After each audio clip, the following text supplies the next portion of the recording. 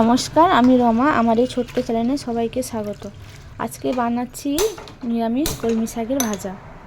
আমি শাকগুলো কেটে ধুয়ে নিয়েছি, হালকা আমি গ্যাসে সেদ্ধ করে নেব। শাকটা হালকা সেদ্ধ হয়ে গেছে, আমি উনানে কড়াইটা বসিয়ে দিয়েছি। তারপরে কড়াইটা গরম হতে আমি তেল দিচ্ছি।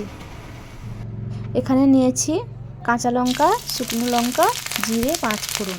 আমি এইটুকু মশলা দিয়ে শাকটা ভাজা করব।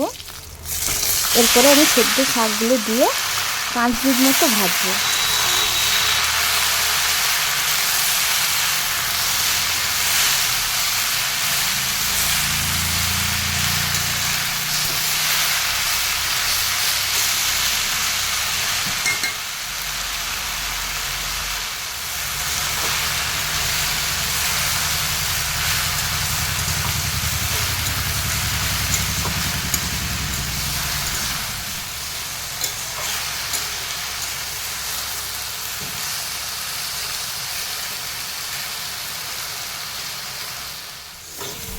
আমার শাকটা ভাজা হয়ে গেছে, আমি একটা প্লেটে তুলে নিচ্ছি। আমার ভিডিও যদি ভালো লাগে তাহলে লাইক, সাবস্ক্রাইব, কমেন্ট অবশ্যই করবে। আর কেমন লাগে তোমাদের এই শাকটি খেতে আমাকে অবশ্যই কমেন্টে জানাবে।